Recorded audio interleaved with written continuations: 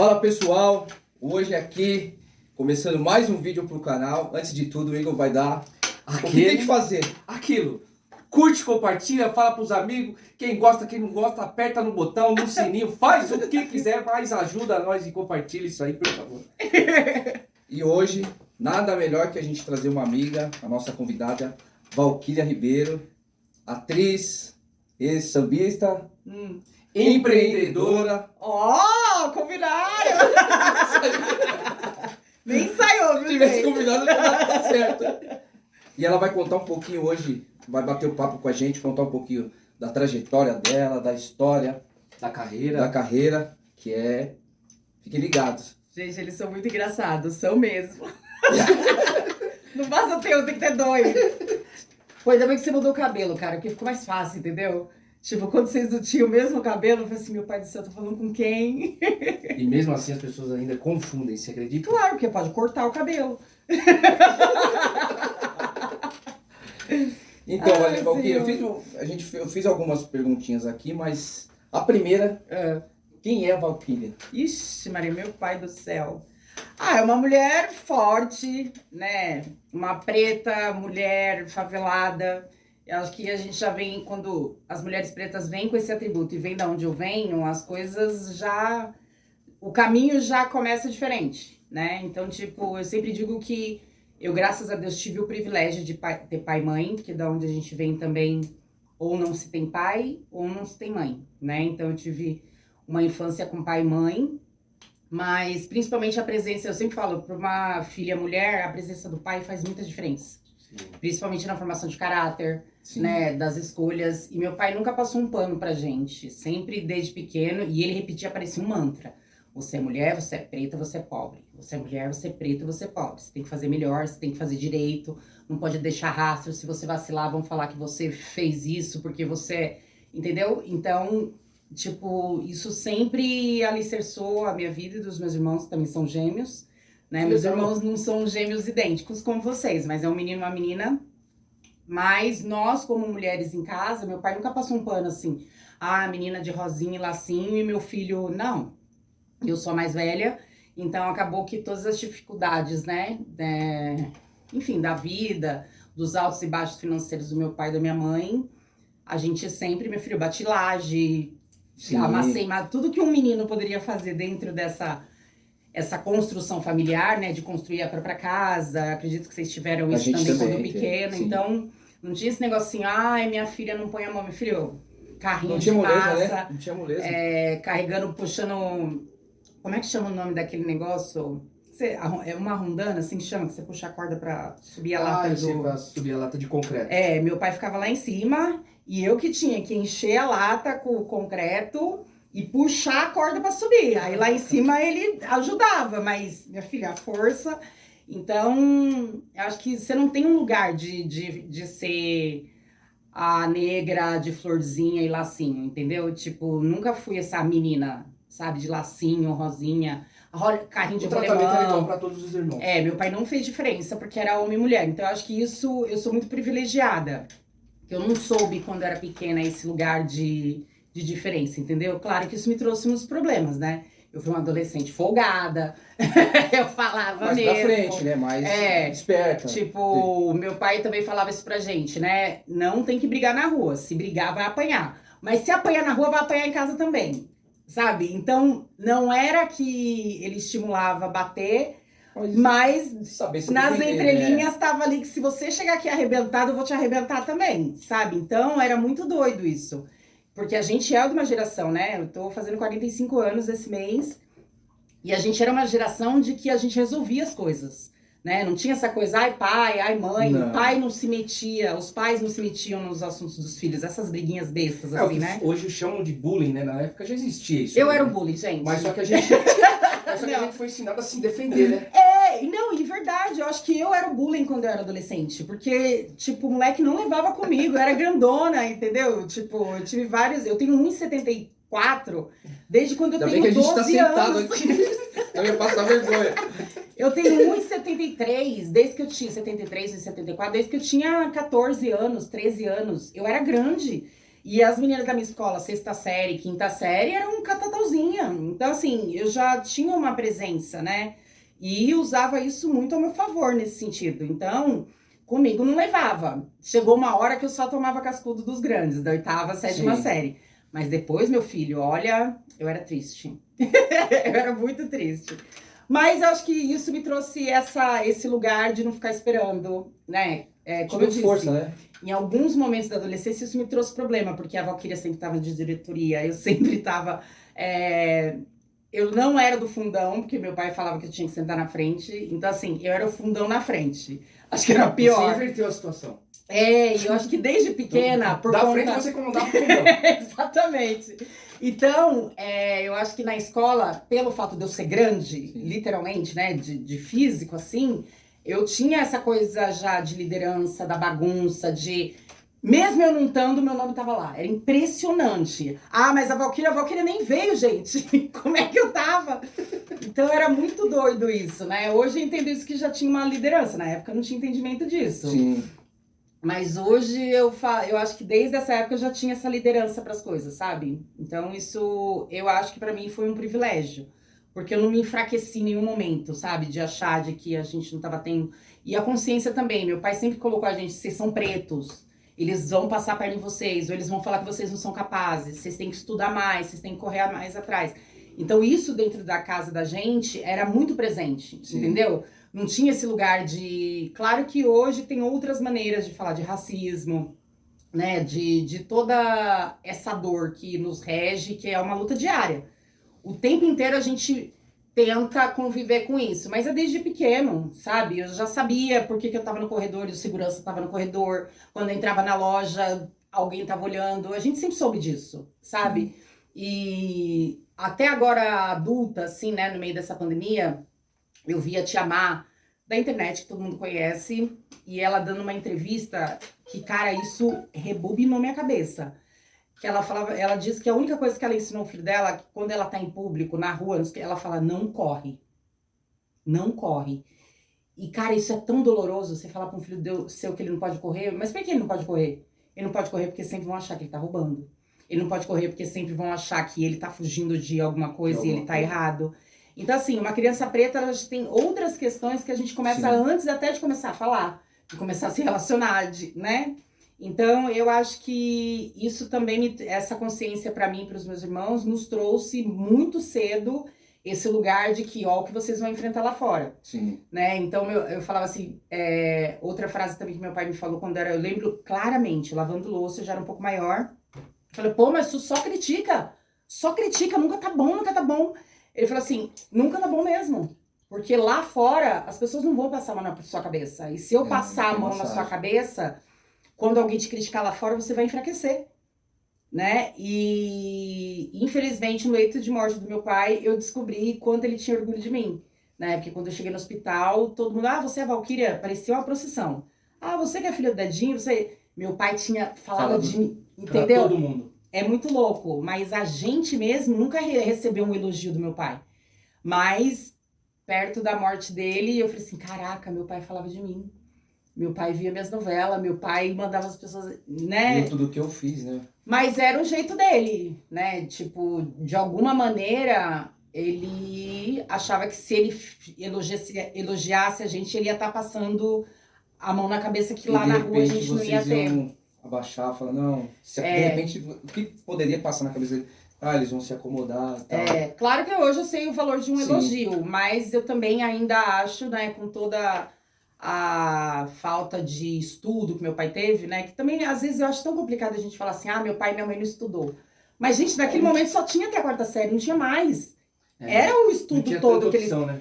Mas eles tiveram estudo. Sim. Mas se você for perceber, tem tantas coisas que os nossos pais e avós falavam que faz tanto sentido, tem tanto valor, sabedoria, Sim. Que você fala assim, mas como é que não... Tem coisa que o estudo, a vivência também tem o seu lugar, né? É a escola da vida, né? Exatamente. E ensina tanto quanto a academia, né? E tem coisas uma força, que a academia não vai te trazer. E tem um poder assim... Uma vez eu vi um diretor de marketing, né? Que ele era estrangeiro, ele falava assim, mas no Brasil o que você gosta? Qual o marketing, assim, a empresa? Ele é 25 de março. Aqueles caras são natos. nato, sabe? Você vê o cara, a propaganda, o jeito que ele investe, da forma dele abordar as pessoas, vender o produto dele. Ele falou, cara, melhor empresa que tem no Brasil de marketing é a 25 de Não, março. e é o que eu falo para as pessoas. Você vê que a pessoa, ela tá vendendo um copo de água, do lado dela tem outro vendendo um copo de água. Mais E os dois 20. tão- Você desce a ladeira, tem mais 20, um do lado do outro. É mentalidade, né? É muito legal isso. E eu acho que é a vivência, né? Eu sempre uso meus exemplos, porque eu falo, nada melhor do que eu mesmo para contar o que eu vivi. Sim. Né? Porque se eu recontar, né? Contar algo que você me disse, eu não tava lá.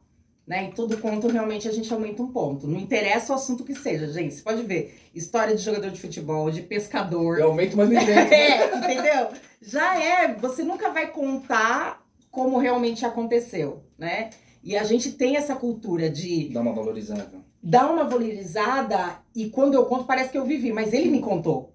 Sim. Não, mas você tava lá? Não, não tava. Mas quem tava é muito louco. Pode perceber, quem conta sempre tá contando como se tivesse tido lá. E você pergunta, mas você tava lá? Não, não tava. Entendeu? Então essa coisa de valorizar o que a gente conta é muito nosso, assim, do Brasil. Né? As pessoas às vezes falam assim, o carro bateu.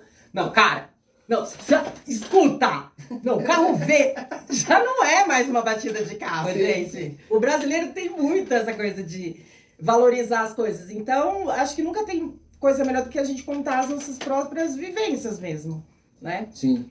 E uma pergunta que veio aqui, você falou que você tinha 1,74 m. Aham. Mas qual que era o seu sonho, assim, de profissão? Porque 1,74 eu vejo que muitas meninas têm o sonho, inclusive eu tenho uma irmã que tem esse sonho de ser modelo. Então, conheço sua irmã linda, maravilhosa. Mas eu não tinha. Eu não uma que assim, eu não era tão bonita assim quando eu tinha essa idade, gente. Eu era legal. Vou buscar aqui, Não vou era, buscar pode aqui. buscar. Eu já olhei no seu. Não era, gente. Eu fui uma das crianças mais lindas da vida. Mas entre 12 e 15 anos, 16 anos, eu era muito esquisita. Muito. Muito esquisita. Tipo, perna comprida, muito magra. E eu era legal da escola. Sabe aquele assim, como é que chama? Salada mista? Sim. Eu era que segurava o olho das meninas e apertava pra escolher salada mista. Entendeu? Então, tipo, eu não tinha namorado, não era um corpo padrão, né? Um corpo preto nunca é um corpo padrão. Mas eu acho que eu sempre era esperta. Meu professor de teatro, quando eu comecei a fazer teatro, ele dizia assim, que vai te salvar que você é muito esperta. Mas você precisa ser inteligente. Isso, gente, me assombra até hoje. Sim. Tem horas que eu passo assim, eu falo assim, caramba, eu tô sendo esperta ou eu tô sendo inteligente? Né? Porque ele falou isso, você é safa. E eu acho que essa convivência com meu pai, altos e baixos, né, de vida, assim, e a rigidez toda do meu pai, tanto que assim, você perguntou o que eu queria ser. Eu queria ser qualquer coisa de farda. Eu queria ser polícia e meu pai tinha tanta essa coisa de vocês precisam estudar, vocês precisam ir na frente, que eu acho que ele, pelo menos pra mim, né, aí teria que trazer meus irmãos aqui pra entrevistar. Mas pra mim... Fica o convite. Aí vocês vão lá pra Fica Itália. a dica. Vocês vão lá pra Itália. Vamos chegar lá, Entrevistar meu vamos irmão. chegar lá. Em breve, hein? Aí pra mim, eu sempre tive assim, eu ficava assim, tem pilota na aeronáutica? Então você é a primeira mulher preta pilotando. Sabe, vou ser a primeira delegada, a primeira juíza, tipo, e era farda. Tanto que com a minha primeira faculdade, quando eu entrei na FMU, era pra fazer direito. E aí, olha que louco, né? Até vira segundo semestre, eu acho, que aula de criminal, e eu sabia ali que não era pra mim. Quando eu tive aula de criminal, que era um professor mala pra cacete, ele falava umas coisas que eu falei assim, mas gente, e a justiça, né? Porque eu acho que a frustração de quando a gente faz direito é querer achar a solução pra ser justo, né? Mas não tem... A justiça tem dois lados sempre. Nossa. Sempre. E aí, quando você se depara com isso, que o criminal, ele é nu e cru, né? Você vai trabalhar em cima da brecha da lei. E não porque a justiça, não é que ela é cega, mas ela tem os dois pontos de vista. Sim. Sempre. Então, acho que é a primeira frustração, assim, você tem entendimento que não vai dar pra ser justo sempre, né? E ganha mais quem grita mais, a verdade é essa. É um tema bem polêmico, né? Aí Falar aí eu saí, falei assim, não quero direito. Aí eu troquei pra jornalismo, eu fui pra FIAM, estudava ali no... Como é que é o nome daquela estação ali? A FIAM ali... É sem... Não, centro não. Lá é de Francisco Morato ali. Putz, não lembro. Como é o nome daquele bairro? Butantã. Butantã. É, ali no Butantã. Aí eu troquei pra jornalismo.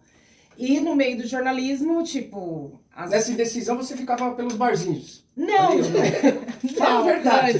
Conta tudo, não esconda meu nada. filho, não tinha como. Meu pai, amado, 11 Não, horas, porque tinha que ela estar em era casa. Era regimento. linha dura. Por isso que eu tô te falando pra você. Eu achei que eu entraria pra vida militar, assim. Eu seria alguma farda. Ou da aeronáutica, ou da civil, alguma coisa assim. Mas, porque meu pai era muito linha dura. 11 horas, aí falava assim, ah, mas pai, atrasou. Problema seu. Você tinha que calcular que ônibus atrasa, Caramba. quebra, 11 horas em casa. Querido, 11h10, meu pai já tava no ponto com a cinta. Entendeu? Não tinha. Meu filho, gente, vocês estão entendendo, não curti nada. Às vezes, a Pamela, sua esposa, ó, tá umas décadas atrás de mim. Ela curtiu mais do que eu. Porque os bailes que o pai dela fez, eu não Sim. fui nada, eu só ouvia falar. Só ouvia falar. E mesmo assim, escola de samba que eu frequento desde pequena, era sempre com a minha mãe. Né? Então ia, eu via o ensaio, ia pra casa. Eu não tive essa adolescência de ir em baile. Tudo era, sabe, programa de rádio, novela de rádio? Era o que eu escutava de sábado na 105 ou na 104, né? Que era a rádio da música da gente. Como é que foi o baile, as entrevistas com o grupo. O meu artístico mais próximo era esse, né? E escola de samba, que o Vai Vai sempre foi uma paixão, né? Minha mãe levava meu pai e minha mãe se conheceram no baile de carnaval. Que meu pai dizia que dava baile lá junto com os caras, ele ajudava na iluminação, instalar o globo lá de... o globo... Como é o nome daquele negócio? Que tem até hoje. Faz a iluminação. Globo de luz. Meu pai cuidava dessa parte técnica no baile. E nessa ele conheceu minha mãe no baile de carnaval. Então, o carnaval, a gente frequentava...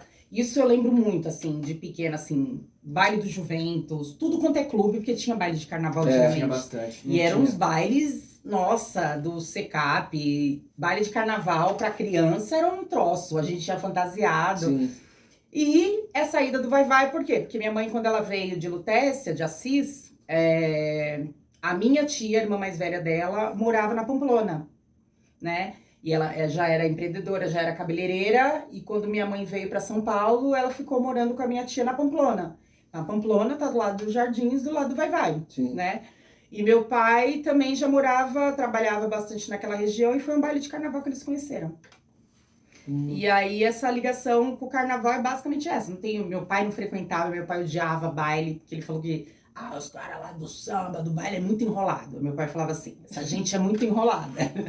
Mas a minha mãe levava, então ensaio domingo, pelo menos a gente sempre ia. E carnaval também na Tiradentes. Não peguei São João, né, gente? Também tô tão velha assim. Não. Mas a Tiradentes, a minha mãe era enfermeira, e aí ela sempre fazia amizade, então pro próximo carnaval sempre tinha alguém que a gente ia encontrar no metrô, que ia pegar a gente, porque, filho, arquibancada, você tinha que chegar lá 3 horas da tarde. E era sacoleira também, era com bolsa, sacola, farofa, frango. Então nunca passou, que nem você foi... Passista do Vai Vai, rainha da bateria. Até então, nessa época, não passava na sua cabeça. Não. E curioso que assim, meu pai me pôs no balé com 2 anos. Então eu fazia dança, mas era totalmente diferente, né? Essa coisa mais erudita. Mas eu lembro, o cabelo da gente, a gente cuidava na 24 de maio. E na 24 de maio tinha muito essa coisa, camisa e vai-vai, baile chique show, clube da cidade. Então, por exemplo, né, cidade. A gente que era, quando era pequena, a gente quando era pequena, a moça já falava assim, olha, não vem de quinta, sexta, sábado, que é lotado, traz ela na segunda, na terça, né? Só que na segunda e na terça, qual era o assunto no salão? Os bailes de final de semana. Então era muito doido isso, porque mesmo não vivendo, parecia que eu ouvia no rádio o que estava acontecendo nos bailes, sabe assim? Meu sonho era, meu filho, quando eu tocava aquela sessão de samba rock, era eu, nossa, não tinha porta que sustentava em casa, dançava com a porta do samba rock. Porque eu falei assim, não, um dia meu sonho era ir no clube da cidade. Sim. Meu sonho era ir, acho que o Somebody Love, quando eu era maior, ele durou pouco ainda. Sim. Ali na Bela Vista mesmo, mas esses bailes, assim, eu só ouvia falar. Quando eu entrei no Clube da Cidade, eu não tinha o glamour que tinha. Chic Show já tava bem era. no fim, já. Porque Então... você nem tinha tempo, né? Que foi que eles estavam falando da faculdade. Então, na verdade, não é que não tinha tempo. Meu pai não deixava Não deixava, mesmo. não Ponto. deixava. Era O 11 horas, único ponto. que A hora dava... a hora que o baile tá começando, tinha que estar em casa. Imagina, então não ia. Então, na verdade, só tinha o samba de domingo, entendeu? E pro Vai-Vai, que começava 4, 5, 6 horas da tarde e 11 horas, meia-noite, a gente ia estar em casa, né? Porque o samba ia até 10. A verdade, o samba ia, né? O Vai-Vai sempre teve essa coisa de ter a primeira parte do ensaio, aí tinha o Black Music e depois voltava a segunda parte. Eu, a maioria das vezes, e eu acho que me blindei, né, em torno de mim, essa coisa de não me envolver em coisas, com pessoas, por conta disso, que acabava o primeiro tempo, 10, 10 e meia do samba, a gente tinha que ir embora, porque meu último ônibus lá do Largo 13 saía, acho que 11 e meia da noite, 11 horas. Então não dava pra ficar. Quando começava a música eletrônica, assim, né, que o pessoal começava... Então eu vi um pouco o pessoal girando, dançando samba rock, e ia pra casa ficar com a porta Dançava em sozinha. casa. Então foi assim, entendeu? Quando começou as coisas. Nada foi... O meio artístico, pra mim, Sim. não foi uma coisa tipo assim, eu quero. Desde pequena tinha aquele Não limite. foi. As coisas foram acontecendo. Foram acontecendo. Conforme- E mesmo trabalhar, meu pai não deixava a gente trabalhar, porque ele falava que a gente tinha que estudar. Então, mas eu já queria coisas, porque eu acho que essa fase da 5ª e 6ª série, para qualquer família, pobre, com um pouco mais de condição ou rica, eu acho que é a fase escolar que faz a gente entender quando a gente não tem algo, a gente não serve para nada. O pensamento é esse. Porque é a época que aparece os tênis, é a época que você começa a entender que a roupa tem uma marca, e se você não anda com aquela marca, você não faz parte. Então, acho que a 5ª e 6ª série, quando você criança começa a entender que você precisa de coisas. Que só comer e se vestir do jeito que seus pais acham que tem que ser, não adianta. Eu tô passando por esse processo agora, até com a minha irmã, mas o que eu vejo é que dá para mudar.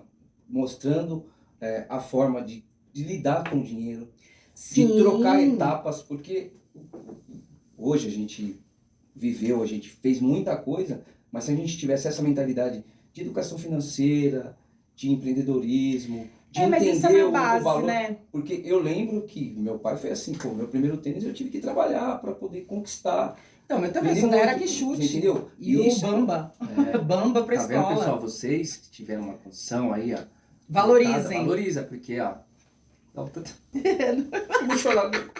Não, e é muito doido isso, porque eu acho que essa é a escola, eu acho que ela tem, claro, o lugar da formação, das descobertas, mas principalmente desse lugar de você ser incluído ou não, né?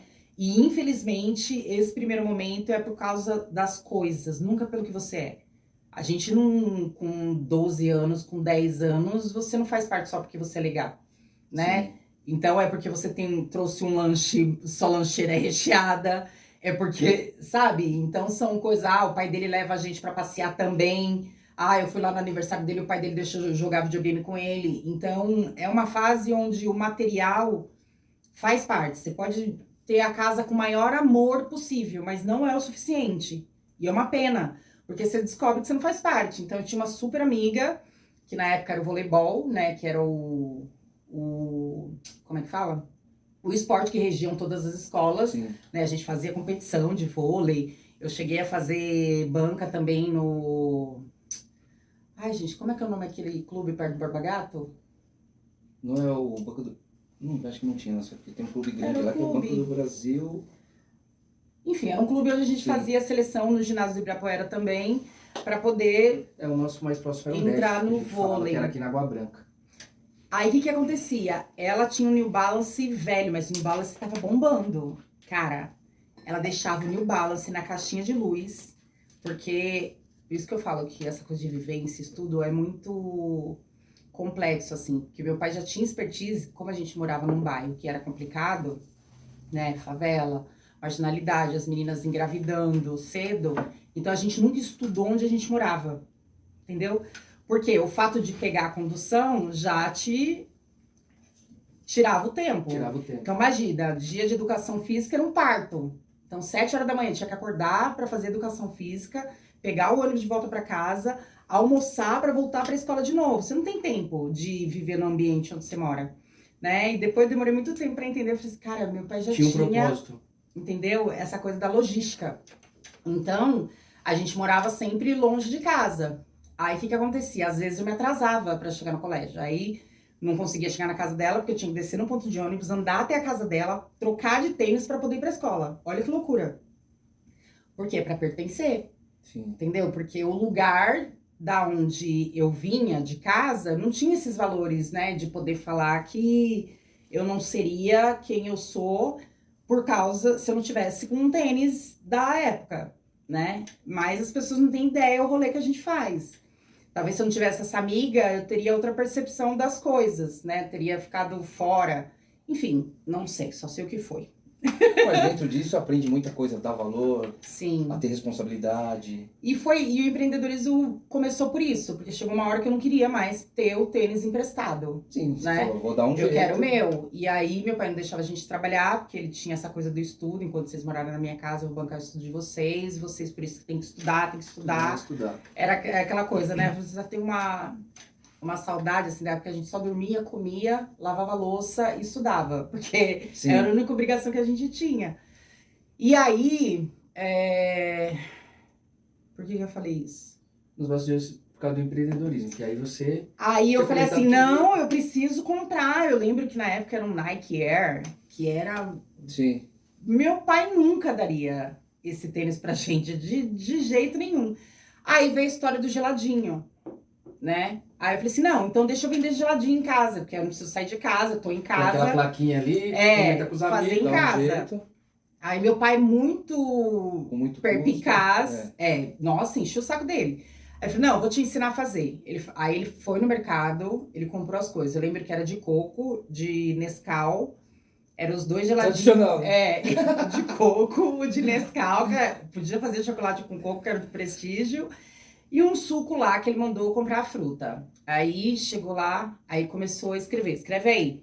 Paguei isso, então. Eu não tô Que te legal. dando. Eu tô te emprestando isso aqui, você tá entendendo? Ué, quando você pagou no cento, era um pacotinho com saquinho, vinha 100. Sim. Anota aí, quando você pagou 100 saquinhos, quanto custou o Nescau, quanto custou não sei quanto. Agora a gente vai fazer com isso daqui 1 quilo de açúcar e você vai ver quantos dá. Aí fez Toma. lá, bateu o coco, lá. Quanto? Então, um coco, anota aí. Meu pai era assim, anota aí. Um coco deu pra você fazer 20 saquinhos de geladinho.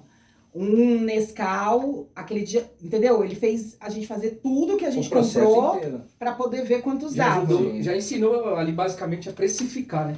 Entendeu? Aí ele falou assim, bom, então com um coco e o leite você vai fazer tanto saquinho. Um Nescau você vai fazer tanto geladinho. Agora você vai vender por quanto? Aí ele fez, a gente foi, eu e meus irmãos, fomos no bairro ver quem vendia geladinho e quanto tava custando. Pai, mas não dá, tipo, Fizeram a pesquisa de fulana, mercado. a fulana tá vendendo a 10 centavos, só que aqui eu vendo a 20. Ele, mas aqui é coco natural. É a qualidade. Olha que loucura, gente. Por isso que eu falo, tem coisa que a academia não ensina. Que não é preço, é o valor É o que você valor. entrega. Exatamente. Aí, nesse momento, claro, gente, né? Naquele lugar, eu não tava entendendo nada disso. Só consegui entender que meu pai tá querendo vender mais caro. Mas hoje, olhando pra trás, ó, ele me ensinou o preço, quanto gastava, como eu tinha que fazer pra gastar menos. Aí ele fez, eu lembro, acho que era 10 centavos. Ele queria que a gente vendesse a 15 centavos, 20 centavos. Era muito mais. Aí eu falei, mas aqui você vai ter pedaços de coco. Isso é o marketing. É o Entendeu? diferencial. E o pior que era, o nego não chupava nosso geladinho, comia. Ali, entendeu? Porque tinha que rasgar o saquinho e ficava mascando o coco. Aí, acho que foi de morango. Aí ele falou pra misturar o Nescau no morango. Já era um sabor que ninguém fazia. Entendeu? Sim. Então, e nessa foi indo assim. Aí meu pai fez, eu devolvi o dinheiro, aí daí eu comecei a fazer o meu geladinho sozinho. E lembro ainda que ele falou assim, não, pega lá a conta de luz. Aí eu falei assim, mas eu vou pagar luz, eu só bati o negócio. Ué, tá Passar gastando responsabilidade, energia? né? Tá gastando energia. Não, Tudo você tem vai que entrar ter- tudo. Aí eu lembro que, sei lá, devia ser 10 reais. Eu tinha que tirar 10 reais do meu geladinho pra poder, porque eu tava usando liquidificador, porque eu tava usando o fogão Sim. e ia gastar. Então, foi assim que começou. A primeira coisa que eu vendi na vida, e aí não parei mais, gente. Aí eu vendi bijuteria, vendi... Porque depois eu fui entendendo também, primeiro, a faculdade, né? Eu também sou de uma família, meus primos, meus irmãos, todo mundo é formado, né? A negrada da família do meu pai e da minha mãe, minhas primas são professoras, Sim. e meu irmão virou engenheiro. Então, todo mundo estudou. A gente não é de um lugar que a gente não tem...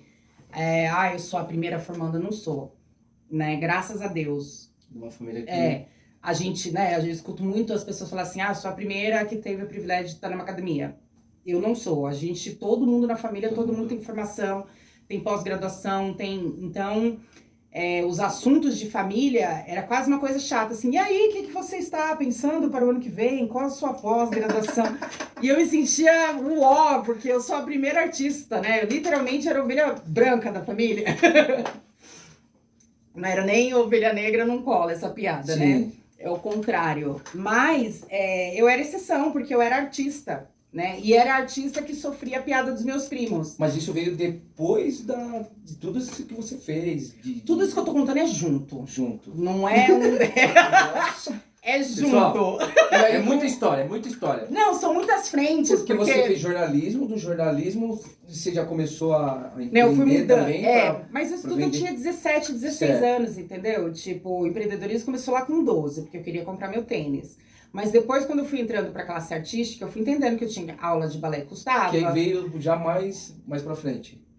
O balé eu fazia desde os 2 anos. Eu saí do municipal, que me formei no municipal, porque antes a formação de aula de balé pública você conseguia fazer no teatro municipal. E aí era tudo junto. Então, mas eu entendia que a aula de balé custava. Eu sempre era a única Sim. preta. Então, e em casa a gente falava disso. Nossa, mamãe, não tem outra menina da minha cor no balé. Não tem outra menina igual da minha cor do vôlei. Não tinha. Sim. Né? Mas também, isso também não te travava, né? Você ia pra cima. Não, mas eu tinha consciência, Sim.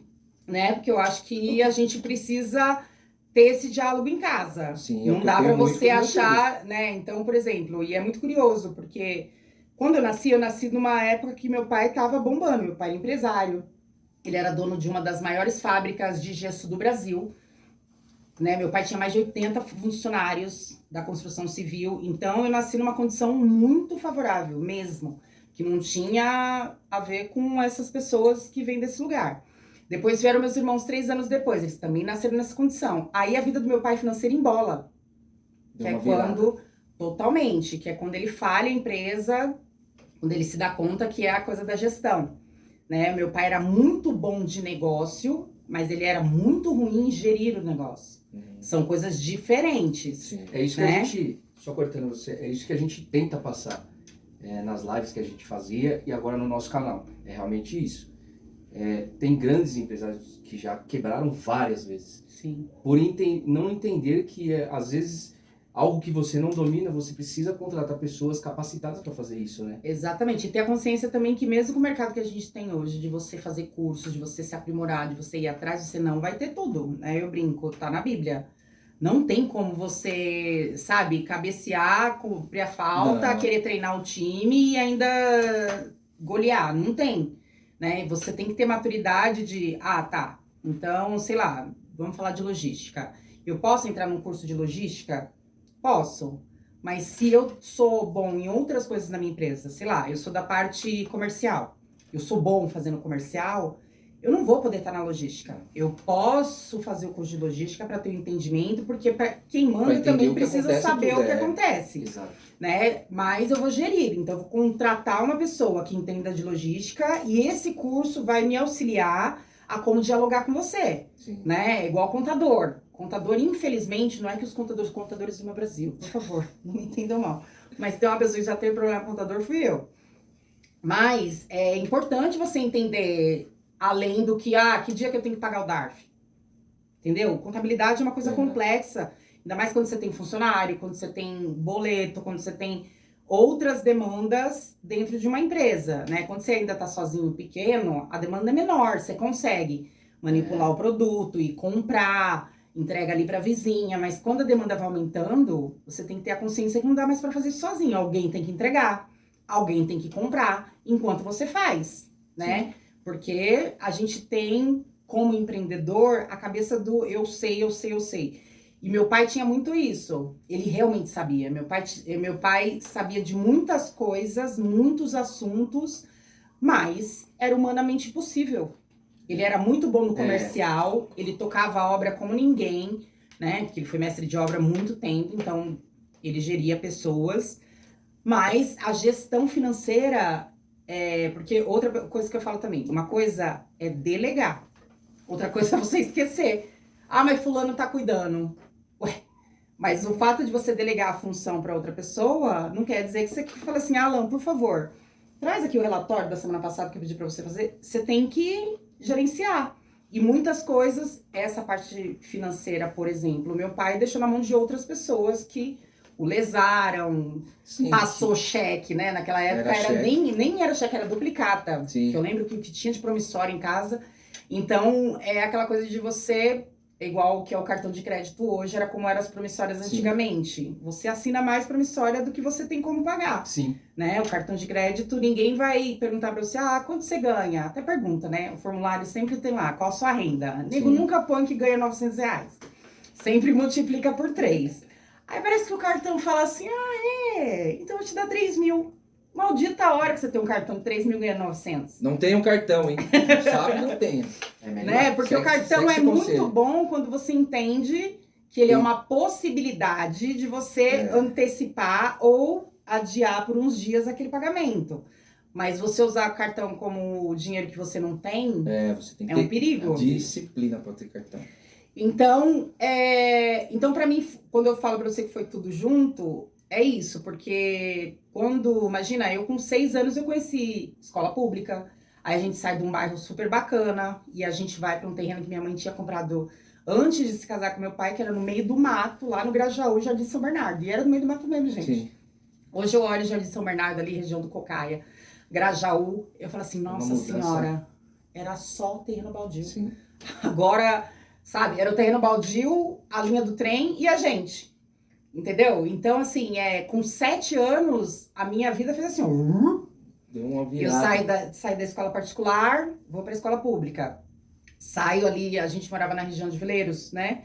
Meu pai tinha a loja dele ali de gesso, ela ali na Robert Kennedy. Aí a gente sai dali e vai lá pro Grajaú, né? Outra realidade. Vende carro, vende telefone, tudo. E aí começo a ter essa realidade, que até então não era minha, mas com 7 anos, 8 anos, você já entende muita coisa, né? Os meus irmãos já não têm essa consciência. E tudo é diferente, né? Então, eu fui da vida de princesa, a filha idealizada, momento certo, financeiramente perfeito, não dá, não pode, não tem. É isso aqui. Não é mais nada, sabe assim? Sim. Então, foi muito complexo também isso. E todas essas descobertas. Então, foi quando eu acho que é aí também que ele começa a entender que não. Se eu não falar de dinheiro para eles agora e possibilitá-los a fazer algo que eles vejam como controlar, administrar, vai ser a mesma coisa que eu fiz. Exatamente. Né? Porque eu acho que tem, como eu disse, tem um caminho enorme entre você realmente saber fazer uma coisa e você realmente dar conta de tudo aquilo. Porque gerenciar não é fácil. Não. Né? E hoje, eu acho que mais do que há 20, 30 anos atrás, a gente gerencia pessoas. Né? Eu sempre falo isso. Não basta só você ser muito foda naquilo que você faz. Tem que ser foda e se relacionar bem. Relacionamento. Você tem que ser foda e você tem que ter uma harmonia com seus colegas, né? Porque entre aquele cara, mas o cara, ele fala 4 línguas. Então, mas e o relacionamento? É difícil, complicado, não aceita nada que você fala, né? Então, hoje a gente tem esse mercado, né? E as pessoas não se relacionam. Infelizmente, isso aqui era para ser uma ferramenta para ampliar os relacionamentos. Mas ele foi um encurtador. Então, de repente, as pessoas estão assim, ok, pode fechar. 2 mil. Não, então, mas eu queria falar... Não, 2 mil caixas, pode fechar. Não, mas eu queria falar com você. Entendeu? As pessoas não dialogam mais, né? O lugar do cafezinho, eu aprendi muito cedo também que uma coisa assim, ó. Mas o café. Você pode tomar um café. Quanto é o café na padaria? R$5? R$3? Vai, R$3 um café. Aí você vai na Offner e pede um café. Lá é 22. Mas os 22 você não tá pagando só o café. Você tá pagando o ambiente, você tá pagando o lugar, você tá pagando o caminho que de repente você quer que o seu fornecedor ou seu cliente tenha impressão de você, né? Então é o relacionamento que você tá pagando. É entender, né? Então, por exemplo, eu gosto de tomar os R$3 da padaria. Adoro o cafezinho que vem, né, na meiazinha. Mas às vezes é necessário também pagar os 22. Só que os 22 você precisa entender. Você pode pagar R$22 todos os dias no café? A construção desses 22, né? Não pode. Mas tem hora que se faz necessário, né? O lugar que você tem que estar, o lugar que você tem que sentar, né? O Uber, ele trouxe um lugar de... Uber pode ser 99, o aplicativo.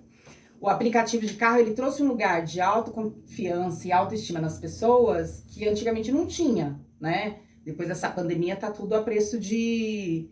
Teve aí a greve dos ônibus, eu falei assim, gente, o pensamento do ser humano é ao contrário, né? Porque justamente porque teve a greve e a demanda seria maior, deveria ter tido uma baixa nos preços. E não um triplo, né? Mas tudo bem. E mostrar a qualidade. Eu falo, vamos baixar, vou mostrar que é bom. E que a gente vai conseguir atender todo mundo, né? Quem normalmente não usa o aplicativo, de repente poderia aderir. Sim. Porque naquela necessidade usufruiu o produto.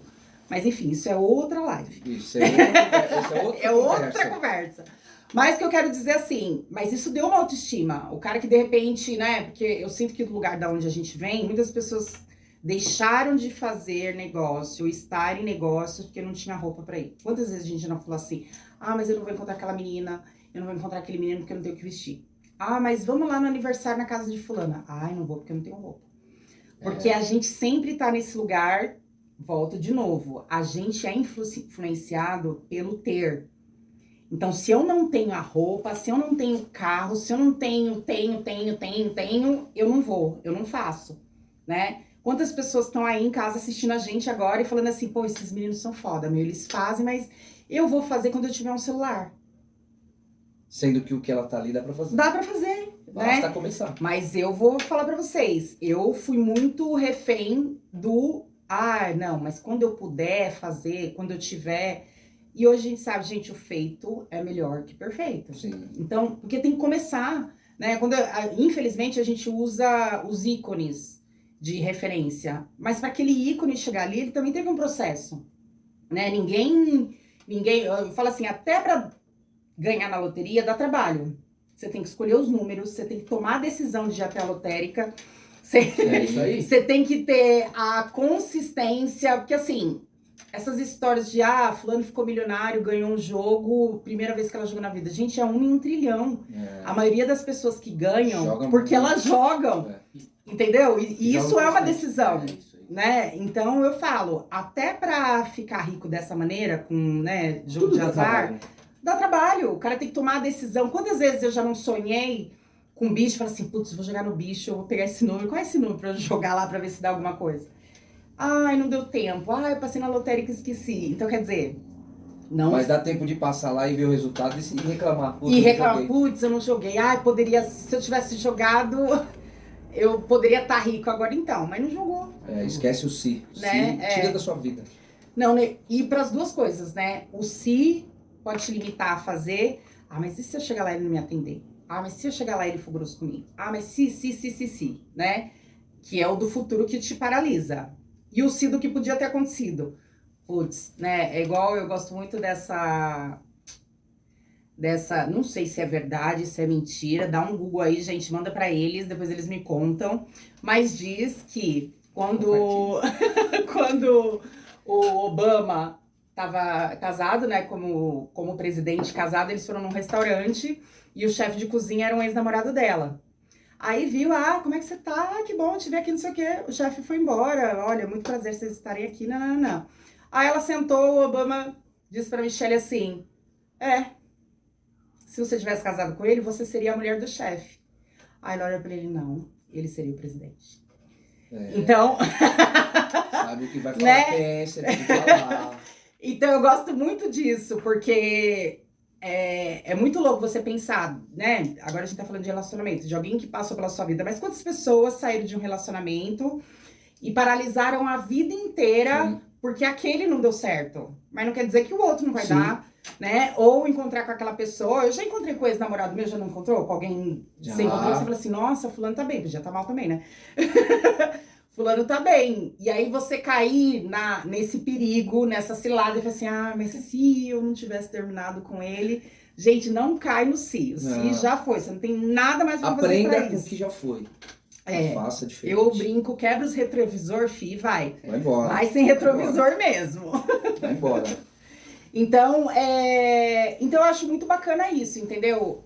Por mais que as viradas financeiras da minha família, por exemplo, na época do Collor, eu falei, gente, a gente foi muito mais do que só as caras pintadas. A gente era chamada das neguinhas dos porcos. Por quê? Porque meu pai foi uma dessas pessoas que o único dinheiro que ele ainda tinha, isso ainda foi antes de chegar no Grajaú. A gente morava ali em Vila São José, que Sim. também é perto ali, né, da região do Grajaú. E acabou tudo. Ó, a gente tinha acabado de ter nossa casa roubada, levaram até a roupa do varal. Roupa molhada que tava estendida. Cara, levaram tudo, pararam um caminhão na frente. Eu lembro que, tipo, levaram o meu disco do Menudo. A pessoa era menudete. Total. Tinha cassete da Alcione, que era uma cassete amarela, que, nossa, que bombava. Enfim, eles levaram tudo, gente. Pararam um caminhão na porta da casa da gente. E levaram tudo, televisão, não levaram mais porque não deu mais tempo. E aí foi um período que a gente morou com a minha tia, irmã da minha mãe. E foi dali que a gente saiu. Só que antes da gente sair totalmente dali, tiraram o dinheiro do banco, que foi uma realidade que hoje a gente conta, mas só quem viveu sabe. Foi como aquilo foi... né? Amor, foi assustador. Você entrar no Muita banco... gente se matou, né?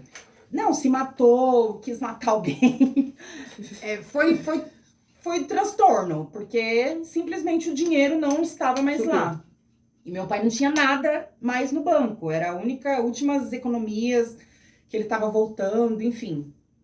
E aí a única coisa que meu pai lembrava, o que ele sabia fazer muito bem, porque meu pai era de roça. Matar porco.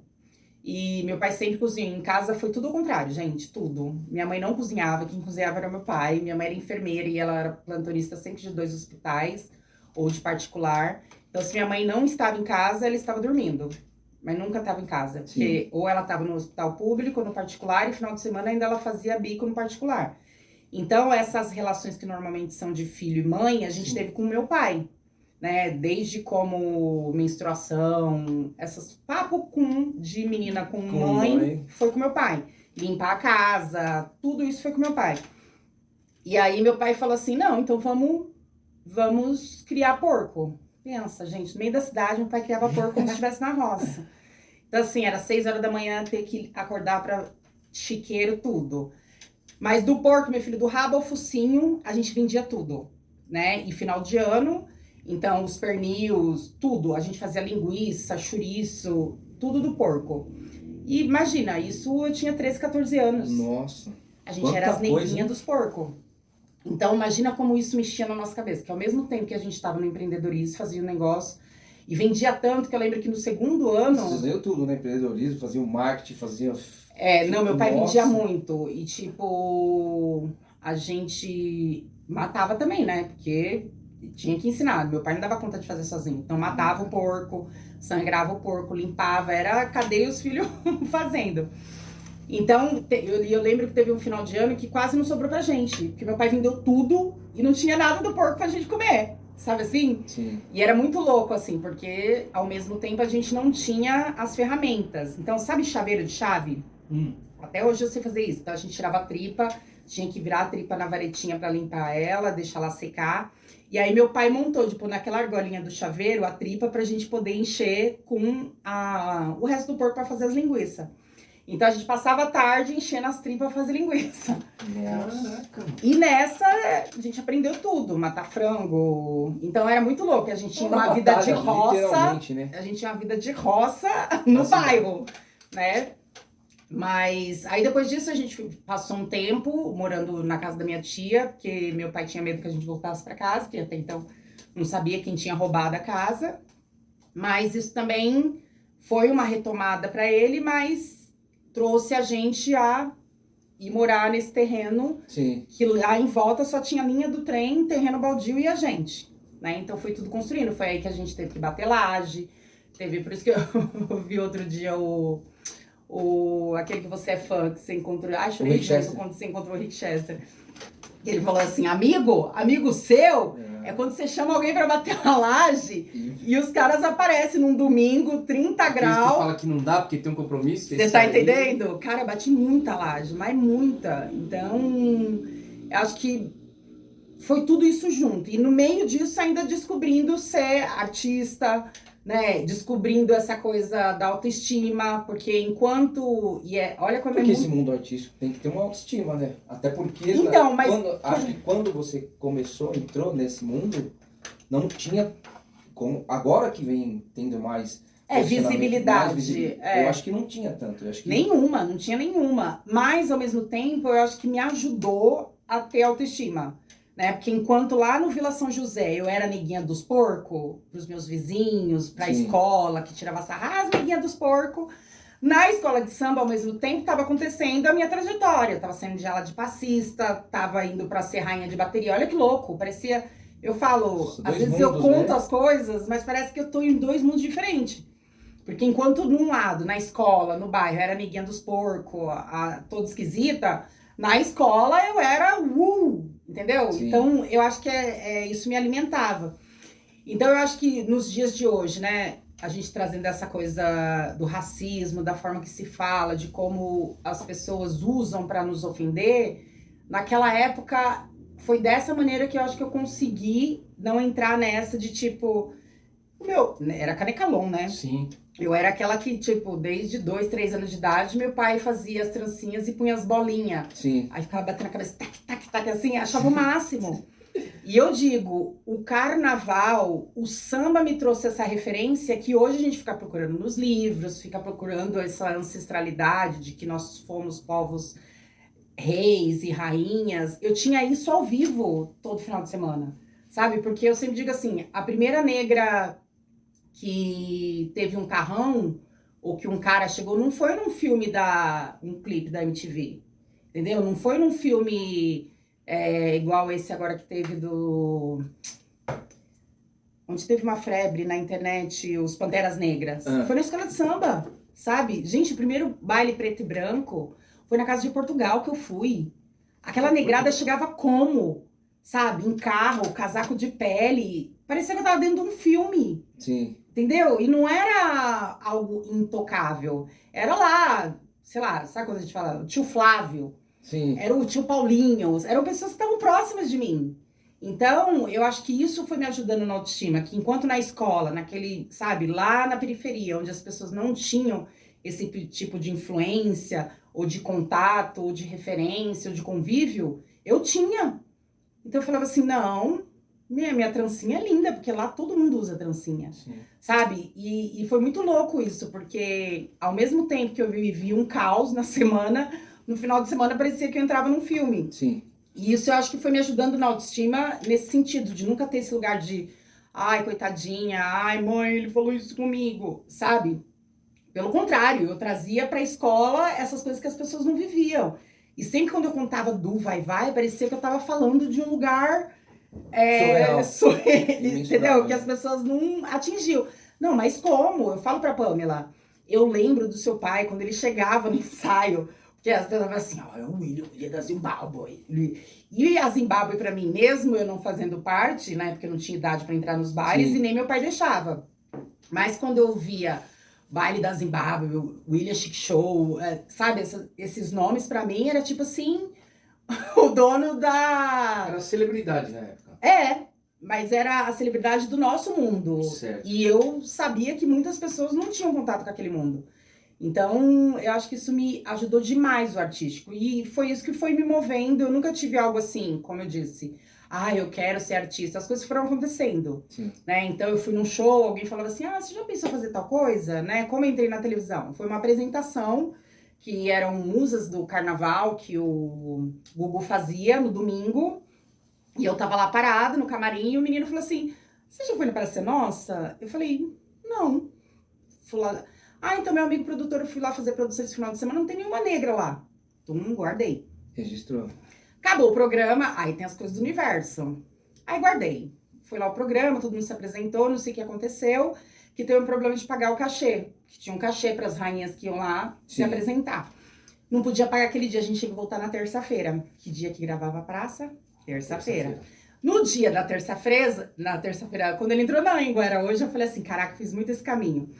Volta eu pra receber na terça-feira, mas já fui mal intencionada. Lógico, já peguei meu registrou a book. mensagem. É o que a gente fala. De olho nas oportunidades. Presta Então, mas atenção. tem que olhar, guardar e fazer alguma coisa com ela, porque senão ela evapora. Ação também, né? Aí o menino falou aquilo pra mim lá no camarim, fui embora. Ah, a gente vai poder pagar vocês, vai ter que voltar na terça-feira, tudo bem? Tudo bem não tava, né? Porque do Grajaú, do Grajaú pra Anhanguera, gente, era... Ó, Tava querendo, ó. do Grajaú até o centro dá 34 quilômetros. Do centro pra cá dá quanto? Dá uns 20. Então, gente, 54 quilômetros não tava tudo bem, mas tá tudo bem. Tá tudo bem. Uma hora vai estar bem. Peguei meu bookzinho, que nessa época eu já fazia uns trampinhos de modelo. Fui lá. 1,74. É, né? Falei assim, vou lá, né? Pô, minhas fotos aqui, era rainha de bateria. Tava nativa, assim, tinha o que falar. Aí cheguei lá, recebi meu dinheiro, no guichê eu falei, moço, onde é que é a produção da Praça Nossa? Ele explicou, vai aqui, não sei o que lá. Fui lá no SBT. Quando eu subi, eu dei de cara com a dela, que até hoje, beijo a dela, da Praça Nossa. Ela olhou pra mim assim, oi, tá procurando alguém? Eu falei, a produção da praça, ela é aqui mesmo. Ela falou, você pode esperar, era umas 11 horas da manhã, que o cara falou que pagava até as 10, a partir das 10. Era 10 horas, eu tava lá. Porque a gente é assim, gente, que mora muito longe, sai muito cedo de casa. Aí, quando ela falou... Aí, eu tava lá, umas 11 horas. Ela falou, você vai fazer alguma coisa hoje? Eu falei, não, eu só vim aqui receber, mas eu já recebi.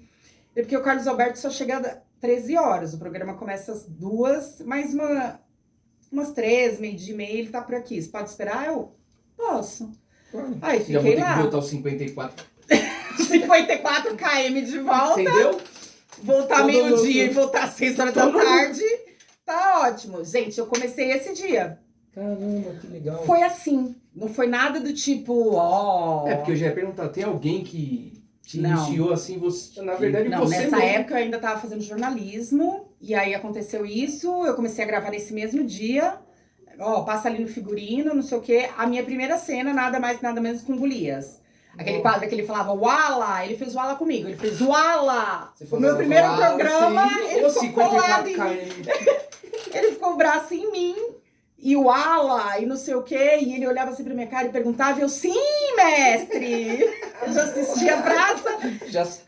Ó, Você tem que ficar atento também, né? Mas você lembra lá olha, atrás? Olha a visão que você teve. então, mas lembra lá atrás que meu mestre Sim. de teatro falou que você vai longe, que você é esperto e vai se safar? Ele falou, ala, e eu, sim, mestre! Gente, meu primeiro dia já foi com fala. Aí, filho... As coisas foram assim, e aí é óbvio, eu fui correndo atrás, né? Ah, você faz isso? teatro. Faço. Aí fui correr Nem atrás do tinha. curso. Não tinha, mas eu Mas sabia. tenho. Amigo, com 54 km rodado, entendeu? De distância, você não pode falar, olha, eu vou ali fazer um curso e volto. Você tem que falar que faz. A gente, no nosso vídeo anterior, o nosso convidado foi a mesma coisa. Pintou oportunidade, ele tinha que viajar, Faço. ele não tinha, falou, tenho. Tenho. Depois ele foi. Amor, sai ligando, É isso passa aí. no vizinho, pede emprestado, não sei como é que vai resolver. Passa por cima do orgulho e vai pra E cima. vai pra cima, entendeu? Então eu acho que é esse lugar meio cara de pau, aparentemente, mas foi isso que foi me colocando nos lugares. Você pode estar aqui tal dia? Posso. Nem sabia como é que eu ia, mas eu ia. Então as coisas foram assim. E lá na praça eu fiquei 4 anos, depois da praça veio o teste da Escravizaura, e aí eu fiz a Escravizaura, veio o contrato, 10 anos de Record, Rede Globo, e assim foi. Que legal, meu. Aí foi quando eu paro o jornalismo e aí vou Tem atrás. filme também nesse... Tem filme, tem série, tem não sei quantos, mas tem. Peças. Tem afins. peça, tem bagagem. prêmio.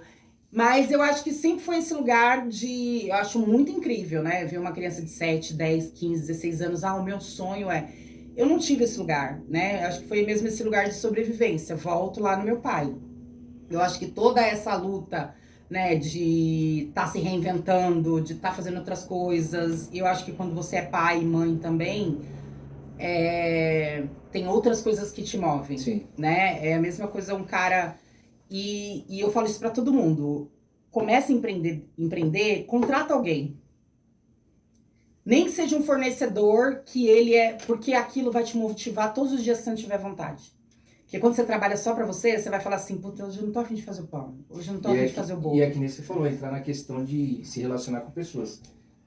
Sozinho você chega, mas com pessoas você chega muito longe. Não, você vai mais longe, Vai né? mais longe, Chega e vai mais exatamente. E longe. entende, né, também o que é lidar com pessoas. Mas por isso que eu tô falando, sempre quando você for empreender alguma coisa, cria algum compromisso com ninguém, um fornecedor. Não tenta fazer tudo sozinho, porque nos seus piores dias, essa pessoa vai te dar o combustível que você tá precisando pra girar a chave.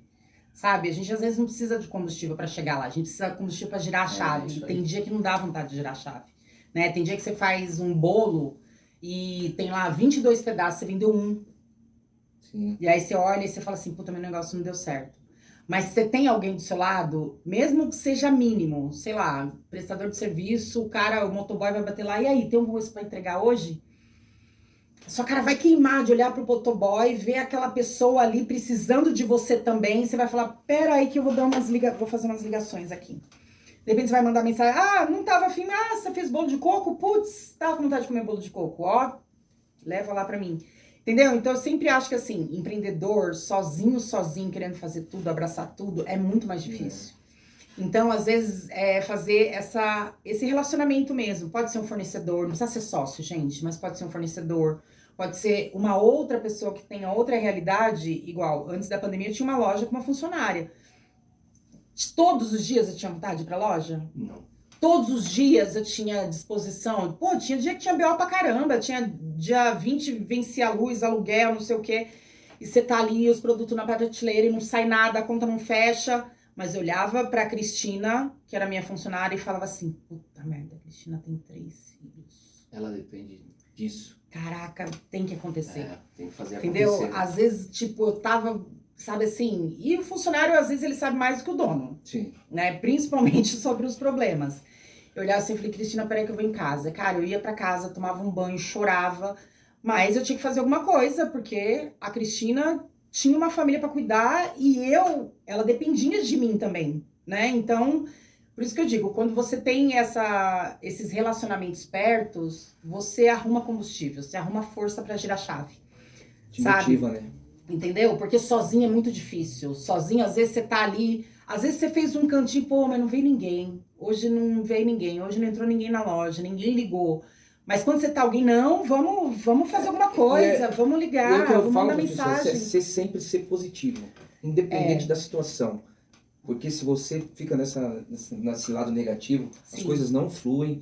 A Sim. tendência Ó, essa pandemia eu acho que assim, só não aprendeu quem não tava ligado que tinha que transformar alguma coisa, sabe assim? Porque o melhorzinho que saiu dessa pandemia, entendeu? Tá com problema de visão porque ficou só no celular, tá com os 20 quilinhos mais Sim. porque ficou prostrado no sofá.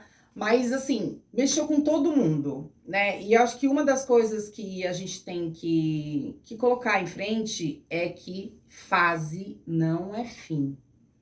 Isso pra mim foi crucial. No meio dessa pandemia, imagina, eu não tinha empreendedorismo, porque tudo fechou, tive que fechar minha loja, mandar Sim. minha funcionária embora. Eu não tinha pra quem vender, porque tava todo mundo fechado, né? Eu sempre digo, os primeiros 15 dias foi oba-oba, férias. Vou arrumar o armário. Vou arrumar minha casa. Depois mais 15, e as pessoas foram entendendo que aquilo realmente era uma coisa Algo que ia fora estender. do controle. E a reserva, a tal da reserva de emergência. Que Ninguém reserva? sabe. Que erva? Que reserva? Só se for a Rudig, né? Aquela que 6 tomou meses banho. ao ano. 6 meses ao ano. Que Eu vou reserva mexer que você tá falando? Não tinha, porque as pessoas, infelizmente, e assim, como empreendedor, eu acho que o empreendedor ainda tem consciência, porque ele acorda e dorme pensando no tal do capital de giro. O sonho de todo empreendedor é olhar pro caixa e falar assim, pô, o meu custo, eu quero que meu lucro seja de 5 mil. Então, para eu lucrar 5, eu tenho que ganhar 10. Sim. Né? Então, ele sempre vai atrás dos 15, né? Porque você não bate nos 15, escorrega nos 10, para nos 8, ele consegue chegar naquele dinheirinho para pagar as contas. Mas é o capital de giro. Eu acho que todo empreendedor sonha com isso. Mas se você não tem um negócio, você tem que entender que esse guardadinho é o seu capital de giro. Que amanhã pode ser para um carro que quebra, E entender que tudo dá trabalho, né? Sim, Até a época que você atuava, que tinha contratos, sim. era uma puta empresa, porque você tinha um contrato, você tinha que gerar DARF, tinha um monte de coisa. Hoje mudou, esse cenário já mudou do que há 15, 20 anos atrás, né? Hoje nós realmente somos registrados, né? Essa categoria sabia. conseguiu isso. Mas os 10 anos que eu fiquei na Record era contrato. Era só contrato. A gente é o nosso próprio Patrão. patrão, Porque você era um terceirizado. um terceirizado. Então eu tinha que pagar contador, não tem férias, ISS, INSS. Você era a sua empresa. Né? Então não tem como. As pessoas acham que, mas a fulana, eu falei, gente, vocês não têm ideia de quanto é imposto de renda, de quantos impostos a gente tem que pagar. E acho que é uma coisa que a gente quando eu falo a classe artística, né? Porque quando você tem. Vocês aí que estão entrando nessa. Porque quando você tem um CNPJ. Muitos insights aí sobre. Porque quando você tem um CNPJ, infelizmente, mesmo sendo de produção e evento, você paga impostos da prefeitura como se tivesse uma padaria aberta. É isso aí. E eu acho injusto, porque eu sou uma prestadora de serviço, eu não sou um comércio. Então já começa que a taxa da prefeitura não devia existir. Sim. Mas isso também é outra live, gente. Outra conversa. A gente vai chamar um tributarista. Olha, a gente precisa de um contador nessa conversa, um advogado tributarista, entendeu? Porque a gente paga impostos que na prática não servem para nada. Então, como é que uma empresa prestadora de serviço paga uma taxa da prefeitura? Quem tem que pagar a taxa de prefeitura é a padaria, o boteco, comércios físicos. Então, tudo é imposto. Férias você não tem, tudo você... Então, é como assim, você recebe 10, vou falar um número redondo para ficar mais fácil para contar. 10, mas é percentual de INSS, PIS, COFINS, tributação de prefeitura, o que sobra para você é quase um salário mínimo. Sim. Sabe? E ainda ter para guardar. Mas, voltando no raciocínio do empreendedor, a gente, como empreendedor, a gente sempre tenta chegar nesse patamar do quê? Do capital de giro, né? De você ter oportunidade do mercado. Por exemplo, agora a gente está tendo várias oportunidades no mercado de compra, né? De fazer negociações. A gente vinha falando isso no caminho. Quem tem um imóvel, para ele fazer negócio tá muito mais fácil. Sim. O cara pagava R$3.500, R$3.000 de aluguel. Para ele fazer dinheiro foi mais fácil. Ele se muda para um apartamento mais barato, aluga o dele, porque sempre tem gente para pagar, gente. Sempre. As pessoas precisam entender que eu acho que o que deixa a gente paralisado é não entender que a oferta e a demanda não para. Seja o motivo que for, por necessidade, por oportunidade, ela existe. Sempre tem alguém querendo vender e tem alguém querendo comprar. Do produto. Independente do produto. Depende da sua vontade de querer vender. A oferta e a demanda. E hoje ainda mais fácil com a rede social, né? Mas eu acho que são coisas assustadoras ainda, né? As pessoas ainda não entenderam que esse universo aqui, ele não tem mais volta, né? Como diz assim, quando você tem uma loja de rua, você tem que fazer uma propaganda, um marketing para que aquela pessoa que está passando na sua rua te veja. As redes sociais são as mesmas coisas, né? Para eu ser visto na rede social, eu preciso fazer ali alguma propaganda. Eu acho que só tem um lugar que as pessoas tentam dividir e não tem mais como dividir, que é pessoa física e jurídica, né? E aí elas esquecem do relacionamento. Porque antes de comprar essa água aqui sua, eu tô comprando a água de uma pessoa. Então, se você não me mostrar que você é um cara legal, que você é um cara honesto, gente boa, ou mostrar alguma característica sua que me cria empatia, eu não vou comprar sua água, porque sua água eu posso comprar em qualquer lugar. Exatamente. Então, o que me faz comprar a água de você e não dele? Né? Então, eu acho que é aí que as pessoas se perdem nas redes sociais. Elas estão tão preocupadas em mostrar a água e esquece de quem tá vendendo a água é uma pessoa. E eu me conecto com a pessoa, não me conecto com a água. Sim. Né? O que faz a diferença eu andar, sei lá, 1 quilômetro, andar 2 ruas para ir naquela padaria? Só o pão que o padeiro faz eu nem conheço? Também. Mas a moça do caixa, que é muito atenciosa, o rapaz que me fala bom dia todo dia, o gerente da padaria que a padaria tá lá, ele tá na calçada, bom dia, tudo bem? Sabe? Isso é físico, gente. Sim. Entendeu? Então são duas coisas que as pessoas estão querendo separar e é tudo junto. É tudo junto. Entendeu? Para você vender qualquer produto, você vai ter que se expor como pessoa. Seja na rede social ou fisicamente. Só que a rede social hoje é um atalho. E não tem mais E não volta. ter, e não ter vergonha, passar por cima do orgulho, né? Porque tem muita gente que acha que já chegou no patamar. Até você mesmo, pô, conhecida, fez um monte de coisa. Um monte de trabalho aí, ó. Passista, atriz. E tem gente que às vezes não tem a coragem de falar, meu, eu vou fazer isso, vou pra cima. Então, mas eu acho que encarar. o que me moveu foi a ideia de ter a certeza de onde eu pertencia. O meu pai e a minha mãe não podiam me pagar uma faculdade de artes cênicas. O meu pai e minha mãe não podiam me dar uma aula de canto, onde uma aula custa R$250 hora. Eu não podia ter... Então, eu precisava, né, de outros atributos, que meu pai também me ajudou quando eu era adolescente, para poder... Então, eu sempre vendi geladinho, bijuteria, roupa, bolsa, para poder pagar aquilo que eu precisava me capacitar como profissional. Melhorar. Isso. Né?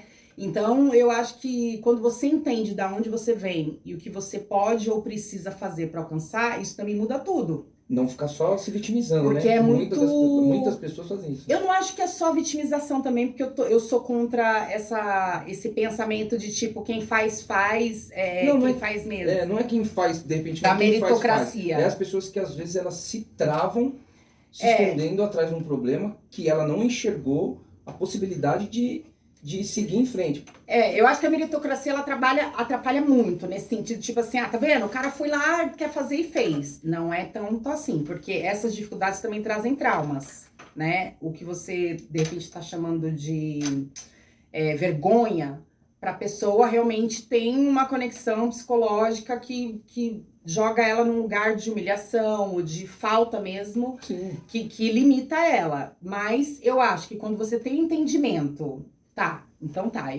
sei lá, eu quero fazer um programa aqui, o que eu preciso? Um celular é R$3.000, eu vou procurar um digital que vai me cobrar R$800 por mês, R$200 por postagem, e eu chego no número que eu preciso de R$3.000 por mês para fazer esse programa. Eu tenho? Não tenho. Faça o que tem.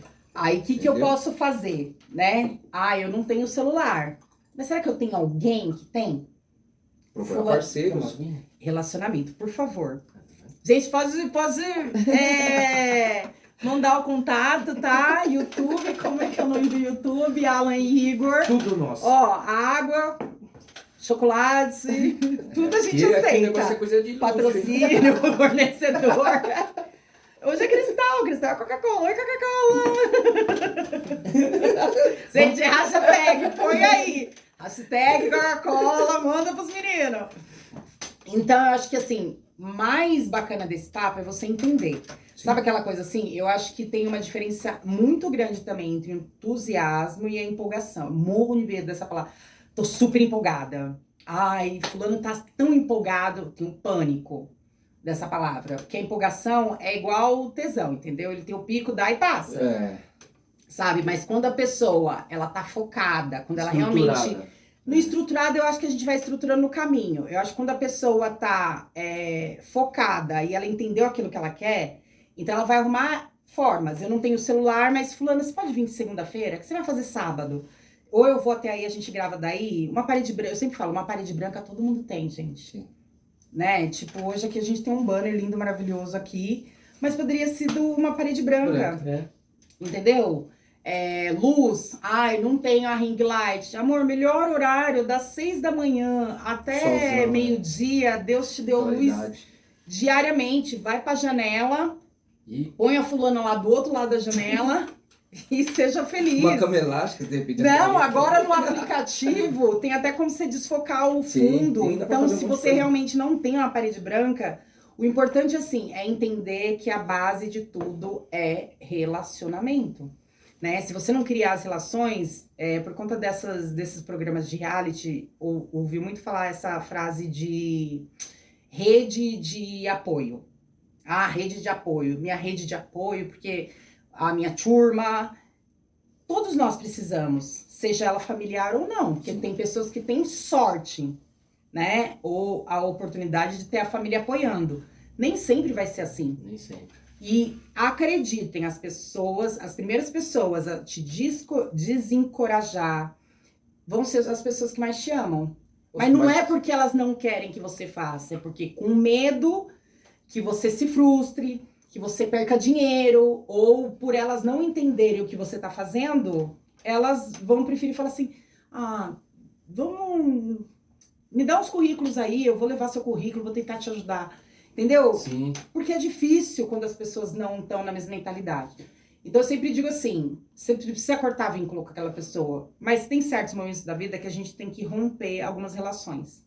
Né? Se você já viu que a pessoa sempre tá ali, lá vem você de novo com essa história. Para de contar para essa pessoa sobre isso. Porque ela é limitada, ela só tá entendendo o ponto de vista dela. Ela não tá conseguindo entender o seu. Então começa a se unir em pessoas que fazem, porque essas pessoas que te alimentam.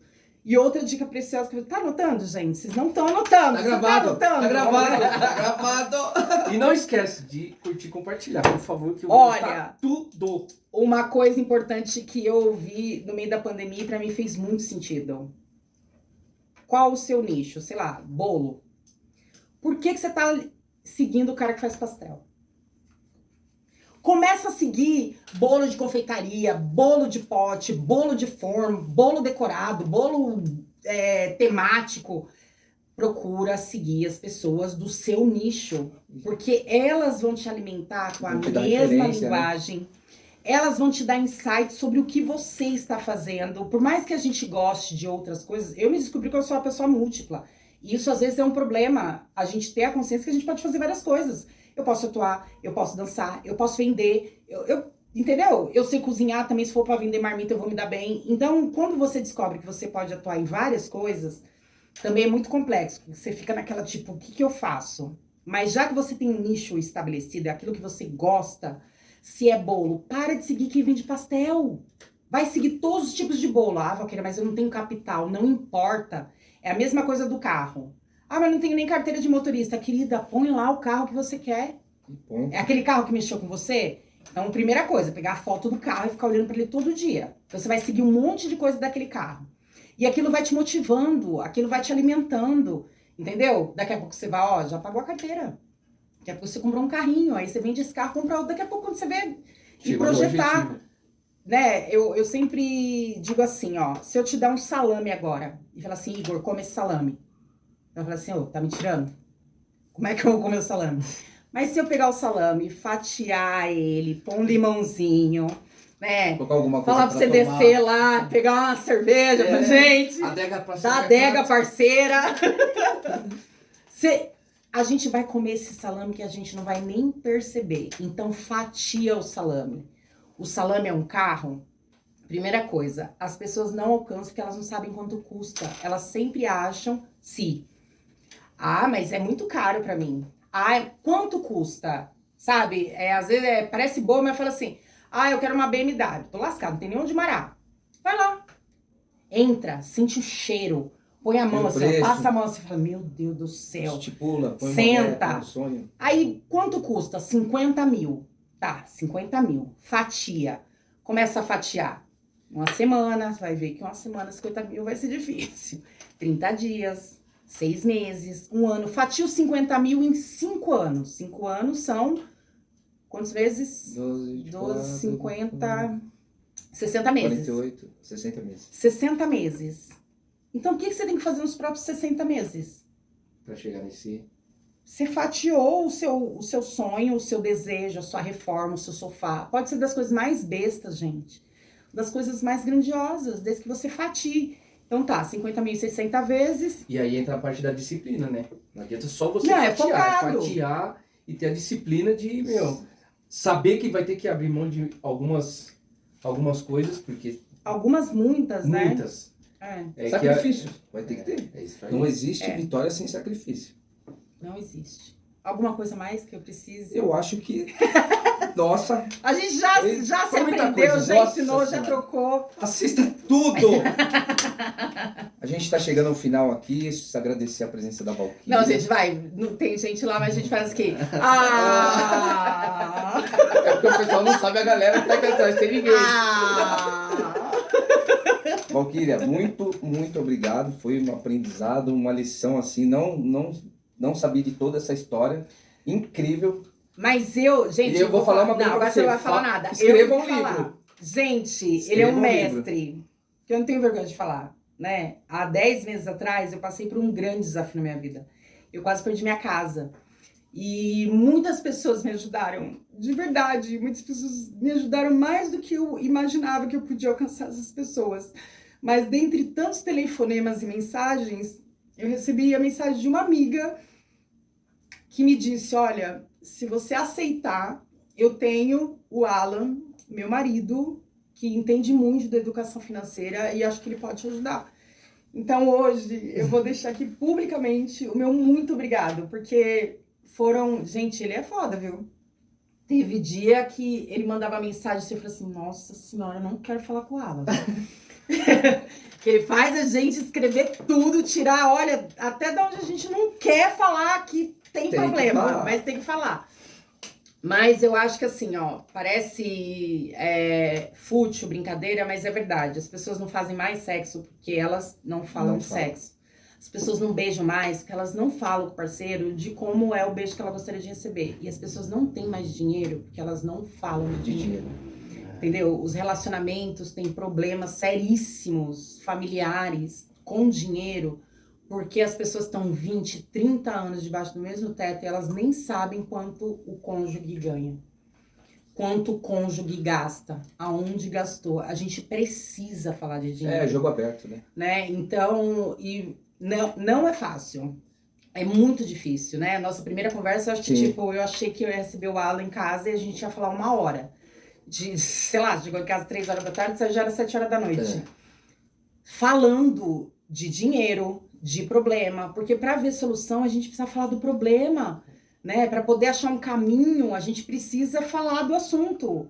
E quando se trata de dinheiro, eu percebo que muitos, mas é amigo, familiar, muita gente, não, eu tô devendo umas coisinhas. Mas que coisinha? É onde que fala. E aí uma coisinha que assim, era uma parcela de R$300 você tava devendo. Gente, hoje o financeiro, ele é muito rápido. É muito rápido. Um cartão de crédito, ele tem juros até de 22% ao mês. Abusivo. Sabe, assim, e tudo, financiamento. Tudo. Então, às vezes, essa coisa de ficar varrendo debaixo do tapete é muito complicado. Então, eu agradeço mesmo. Imagina. Porque todas as vezes que, assim, eu começo a entrar fora do caminho, me perder, e ele fala assim, eu falo assim, não, mas como é que eu vou conseguir pagar ele? Aumentando a renda, não tem outro jeito. Não tem outro jeito, E eu você precisa de um extra. Tô aqui, você precisa de um extra. Só me chamar aqui. Então eu acho que isso é muito importante, né? E eu acho que serve para todo mundo que tá ouvindo aqui também.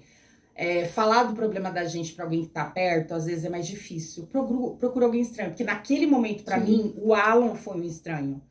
E foi mais fácil falar com o Alan sobre os problemas que eu tava vivendo financeiro, o que tava atrasado, o que tava complicado, o que eu achei que eu tava avançando e eu tava patinando, do que de repente falar com uma amiga, com um marido, né? Porque, infelizmente... alguém que tenha uma direção, né? Porque só ouvir o problema e falar assim, mas eu falei pra você. Isso não ajuda, tá, gente? Já vou dizer também que é como o cara tá com a ferida e você enfiar o dedo lá, rodar, dar flick, tá machucado. Porra, não preciso pôr a mão pra saber que tá machucado. Então, eu acho que isso é muito importante. Se você não tem como falar com seu marido, com uma mãe, com um filho, procura alguém também que entenda, né? Porque, tipo, psicólogo de botiquinha, assim, tá cheio. Mas alguém que possa te dar uma direção. Porque, às vezes, e a gente tá com tanta coisa... Ó, você pode fazer um brechó online. Sabe o que é o brechó online? Pega a roupa sua que não serve mais. Junta 3, 4 amigos e fala, gente, eu preciso fazer um brechó, uma rifa. Liga a câmera e fala assim, ó, essa peça... Amei, muito querido. Gente, tem muita gente que tem criança e tem gente que não pode pagar 50 pau numa roupinha de criança. Mas vai pagar 5, vai pagar 2. Se servia pro teu filho até ontem, vai servir para essa pessoa. E você já gerou uma renda. Já gerou uma renda. É a conta de luz, sabe? São essas coisas que, às vezes, falar com uma pessoa... Eu tinha 20 mil reais de produto em casa, gente. E quase perdi minha casa. Entendeu? Por quê? Porque chegou uma hora que eu só... Tava mergulhada no problema, e o problema aqui, e eu não conseguia respirar, olhar o que tava fora do horizonte. Às vezes precisa alguém que fala assim, vem aqui que tem solução. Vamos sair desse marzinho que tá aqui. Entendeu? Ele não desligou o telefone, viu, gente? Na gravação. Como é que pode também? Ai, Sem comentários. Então, eu acho que é muito importante, às vezes, procurar uma pessoa que vocês conhecem, sei lá, dono de, mesmo sendo empreendedor pequeno, ele tem visões, insights rápidos. Mas estou falando de várias, dá para fazer uma rifa, dá para fazer um brechó online. Com certeza, a gente sempre tem coisas em casa, né? Tô falando de coisas mínimas mesmo, que você tá precisando dar conta da luz, sabe? De sair de uma situação, você pode resolver tendo um papo, como eu tive com o Alan, como eu tive com outras pessoas, e a pessoa tem um insight, né? Às vezes a gente tem insight vendo filme, né? Às vezes a pessoa fala assim, mas gente, você tá com um problemão, você vai ver filme. Eu falei, porque filme, às vezes aparece alguma coisa, parece até, fala, meu, como é que eu não pensei nisso? Entendeu? Você precisa sair daquele ambiente, vai dar uma volta no quarteirão, vai conversar com pessoas, fala na terceira pessoa. Eu já tive momentos que eu falei, então, não, eu tenho uma amiga que falou isso, era eu mesmo. Mas eu não queria me expor. Então, você conversa com a pessoa falando de uma terceira. E aí você entra num assunto que às vezes você não precisa se expor. Mas a gente precisa falar de dinheiro. Diálogo, né? A gente precisa falar, porque é só assim que a gente vai melhorar. Sim. É isso, galera. Só agradecer. Por falta de 2. Deixa suas redes sociais aí. Valquíria Ribeiro, gente. Valquíria Ribeiro. Instagram é Valquíria Oficial com 2 Fs, com WK. Nossa, tem legenda? Não, a gente não tem legenda. Vai chegar. Gente, Valquíria Oficial no Instagram e tudo, qualquer Facebook, YouTube, é Valquíria Ribeiro. É isso, galera. Muito obrigado. Eu que agradeço, gente. Lisonjeado da presença. E é isso aí, galera. Não esquece, compartilhar, fala pros amigos, os fãs. Tamo aí, é isso aí. Tudo nosso e ninguém mete a mão. E vamos embora pra cima de outros e outros e outros e outros. E outros, chega, né? Chega. Tchau, gente!